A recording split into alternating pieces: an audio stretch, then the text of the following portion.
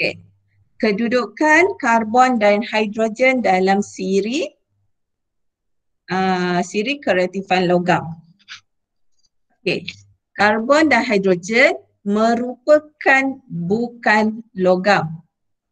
So, bila dia bukan logam, kedudukan karbon dengan hidrogen dalam siri ini ditentukan dengan tindak balas oksigen juga. Okey. Tak adalah kita bakar hidrogen tu dengan oksigen, tapi kita bakar sebatian logam. Cuba tengok yang ni, tak ada suara tak apa, teacher je yang cakap.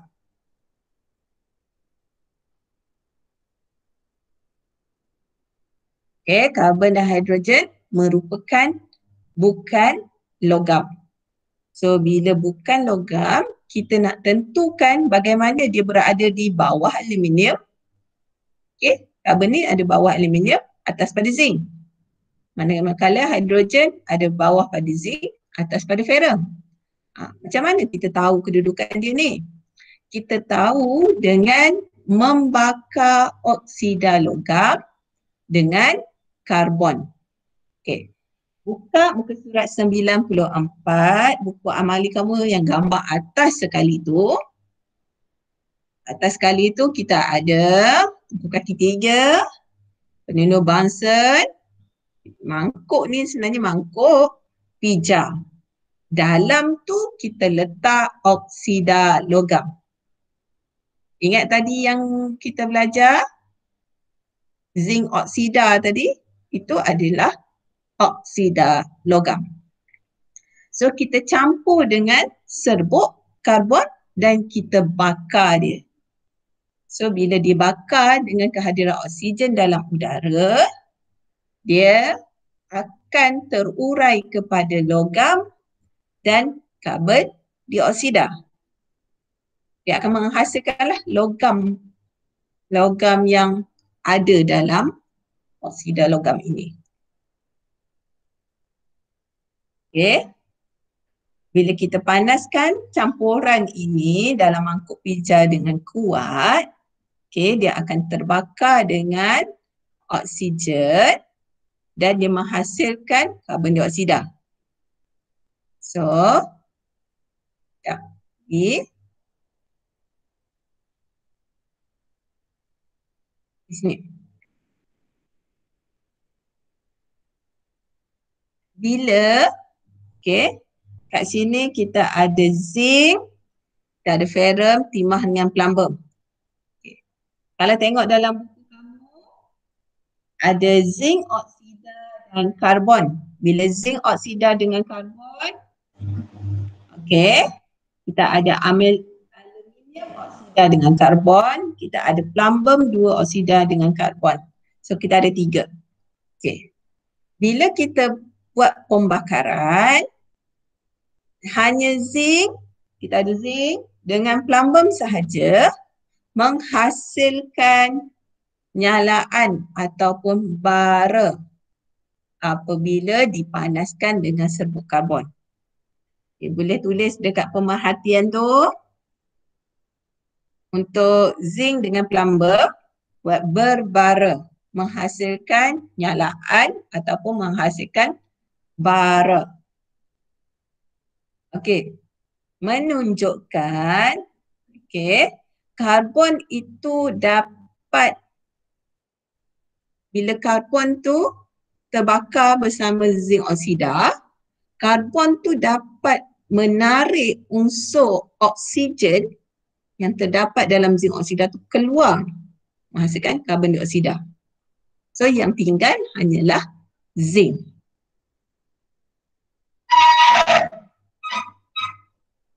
Okey, campuran oksida logam dengan karbon, bila kita panaskan,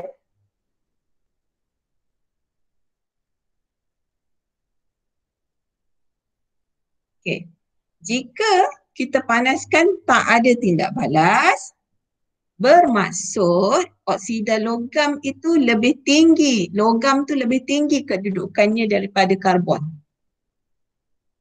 Okey, kalau tak ada tindak balas, logam tu lebih tinggi daripada karbon. karbon tu tak ada upaya nak tarik unsur oksigen yang ada dalam oksida logam ni. So menunjukkan karbon berada di bawah logam ini. Ini adalah contoh untuk aluminium oksida. Okay. Bila kita bakar aluminium oksida, tak ada tindak balas. Ya, laju sangat. Okay. Bila kita bakar aluminium oksida dengan karbon, untuk tabel yang kedua dalam buku kamu tu, tak ada perubahan. Okay. Tiada nyalaan, tiada berbara, tak ada apa. Bermaksud kedudukan karbon lebih rendah. Bila lebih rendah, dia tak dapat menarik unsur oksigen yang ada dalam oksida logam tu. So, tiada perubahan. Okay. Ini menunjukkan, okay, kalau tengok dalam buku, kita buat sama-sama, muka surat 94 tu. Zinc oksida dengan karbon menunjukkan karbon lebih reaktif daripada zinc. Reaktifan karbon dia, tuliskan karbon lebih reaktif daripada zinc.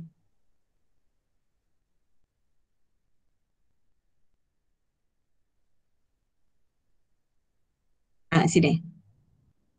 Tuliskan kat sini. Sorry. Karbon lebih reaktif daripada zinc. Untuk aluminium pula, kat sini tiada perubahan. Maka karbon kurang reaktif daripada aluminium.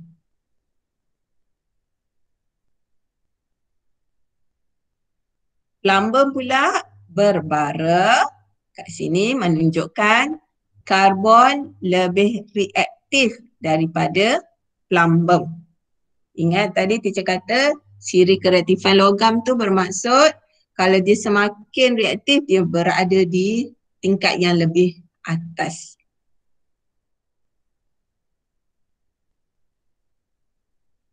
Okey, lengkapkan persamaan ni. Ini sama dalam buku teks.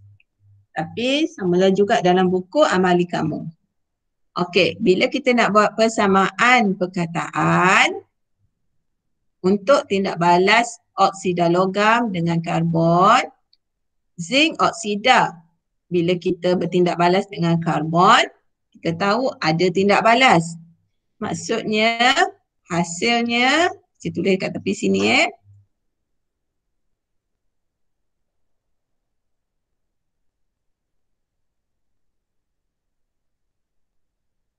Okey. Bila zinc oksida bertindak balas dengan karbon, dia menghasilkan zinc dan juga hasilnya adalah zinc dan juga karbon dioksida. Untuk aluminium, tiada tindak balas. Untuk plumbum ada tindak balas bermaksud ada plumbum, hasil plumbum dan hasil karbon dioksida. Bila dia persamaan perkataan, kamu kena tulis dalam perkataan. Teacher salah ni. Saya buat dalam simbol. Okay. Nombor 2, nyatakan logam yang kurang reaktif dari karbon. Terangkan jawapan anda. Okay. Kurang reaktif maksudnya ada tindak balas. So jawapannya adalah zinc dan plumbum. Untuk soalan nombor 2 dalam buku kamu, zinc dan plumbum. Titik. Terangkan jawapan anda. Kerana zinc dan plumbum dapat diturunkan oleh karbon. Kerana zinc dan plumbum dapat diturunkan oleh karbon. Okay. Nombor 3, susunkan kereaktifan dengan bertambah. So, bila bertambah, okay, yang paling bawah adalah plumber, zinc, karbon dan aluminium. Okay. Paling bawah plumber, zinc, karbon dan aluminium. Tuliskan dekat nombor 3.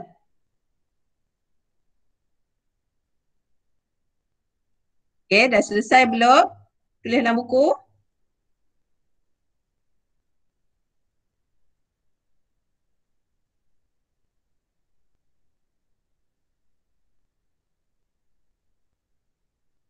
Okay, kita nak masuk nombor 4.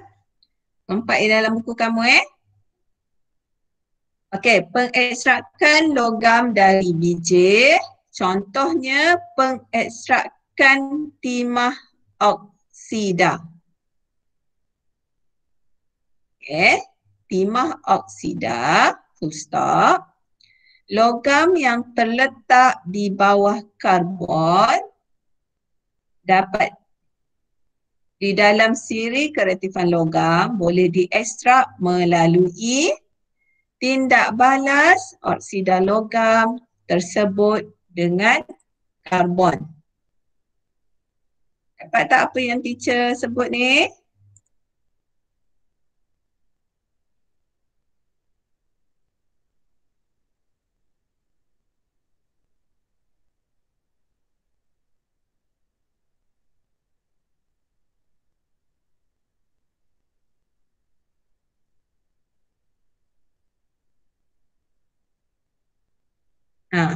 Saya tunjuk jawapan terus. Nampak tak?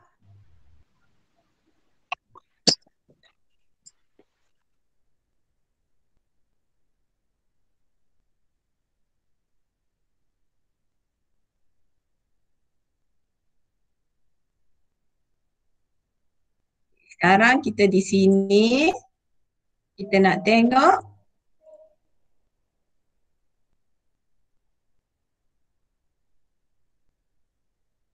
okey. Jawapan di sini, nombor 4, aplikasi dia. Maksudnya, kita ada unsur karbon sekarang. So, dalam industri, untuk dapatkan logam, katalah kita nak dapatkan logam besi, ferrum. So, kita jumpa ferrum oksida dalam bumi. Kita bakar dengan karbon. So, bila kita bakar dengan karbon, hasilnya adalah besi, ferrum tu, logam ferrum. So, kita bolehlah guna logam ferrum tu untuk industri. Okey, gariskan jawapan yang betul bagi pernyataan berikut. Jika karbon boleh menyingkirkan oksigen daripada oksida logam, ini bermakna karbon lebih reaktif daripada logam tersebut. Lebih reaktif maksudnya karbon tu berada di atas logam. Dalam siri kereaktifan tu dia berada di atas. Jika karbon tidak menyingkirkan oksigen daripada oksida logam, ini bermakna karbon itu kurang reaktif daripada logam tersebut. Kesimpulan, karbon berada di antara zinc dan aluminium. Di tengah-tengah. Zinc kat bawah dia, aluminium kat atas. Tengah tu ada karbon. Okay, so kita nak masuk untuk hidrogen pula. Okay, dah siap salin?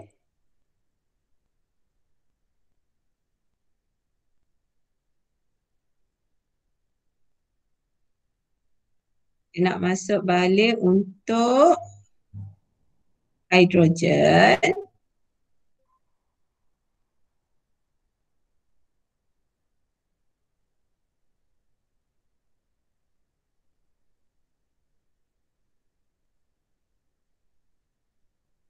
Yang tadi. Okay. Tengok pada gambar ni. Ini merupakan gambar yang menunjukkan, yang ni kita tak buat dalam makmal. Kita tak cukup radas ni untuk membuat menentukan kedudukan hidrogen dalam siri kereaktifan logam. Tadi kita tahu hidrogen pun adalah bukan logam, tapi dia berada dalam siri kereaktifan logam. Okay? So, kita guna kat dalam ni, kita letak asid sulfurik. Okay? Dengan zinc. Hasil tindak balik asid sulfurik dengan zinc ni, dia menghasilkan oksigen.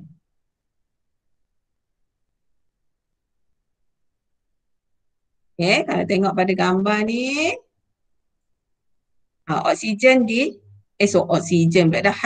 dihasilkan. So, bila hidrogen dihasilkan,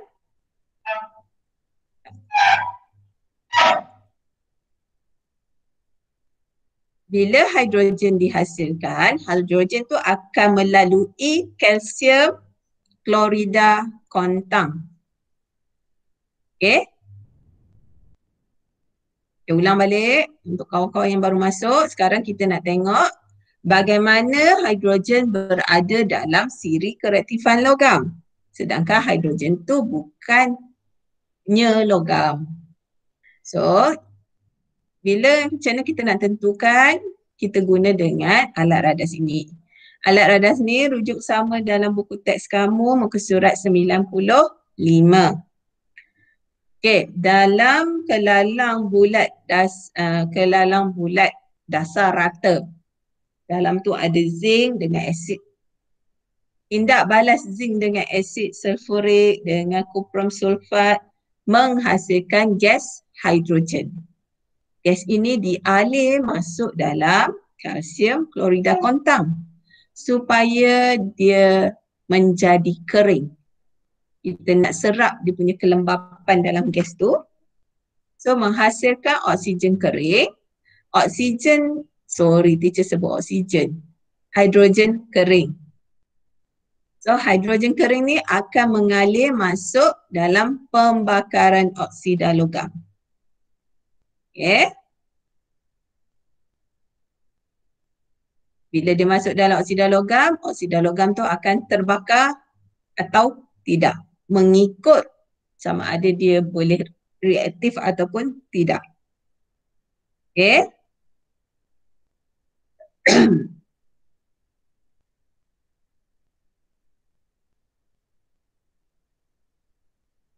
So, kat sini menunjukkan apabila oksida logam yang digunakan menyala, hasil nyalaan. Bila hasil nyalaan, maksudnya dia berada di bawah siri kereaktifan logam. Kalaulah dia tak ada nyalaan, maksudnya logam tersebut berada di atas. Okay.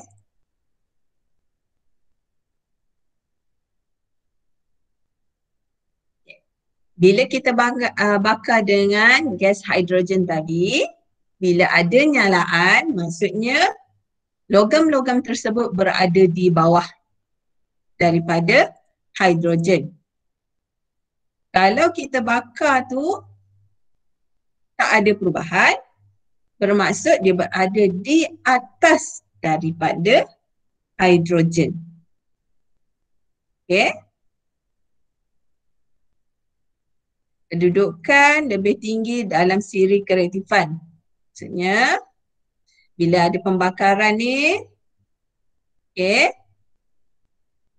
berlakunya pembakaran pada oksida logam. Kalau dia lebih tinggi, logam tu lebih tinggi, maksudnya tak ada. Okay, maksudnya tak ada perubahan ni pada logam oksida ni. Maksudnya logam ni berada lebih tinggi daripada hidrogen dalam siri kereaktifan logam. Okay, yang baru masuk tu teacher dah ajar banyak dah tu. Nanti tengok balik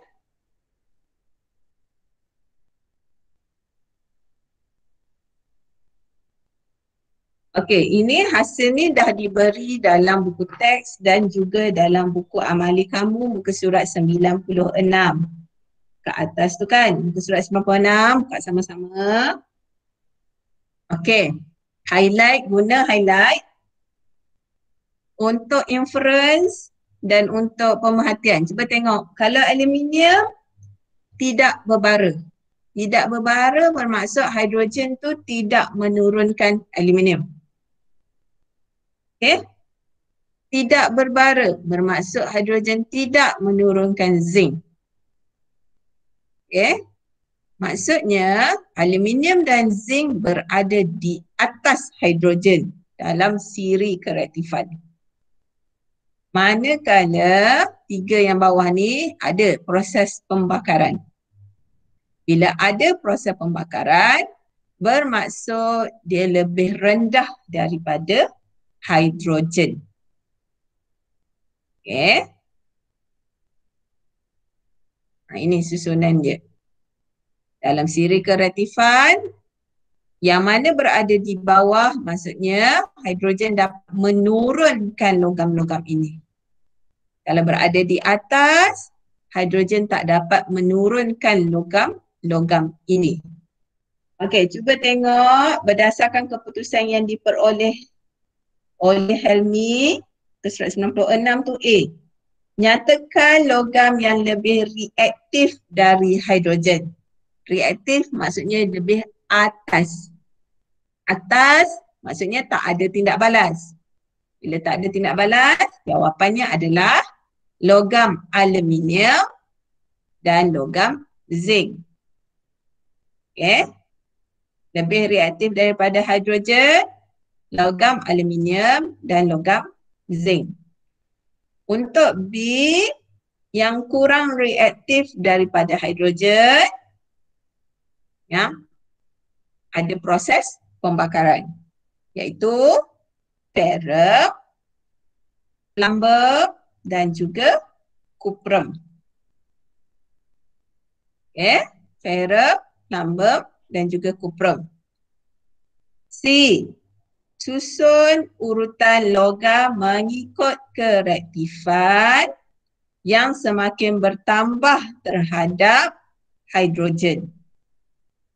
Kalau nak semakin bertambah, kita mula dengan paling bawah ke atas. Tuliskan cuprum, kedua plumbum, ketiga ferrum. Okay, tengah ni, antara ni adalah hidrogen, zinc dan juga aluminium. Okay. Okay, kalau dah siap, itu saja untuk yang hari ini.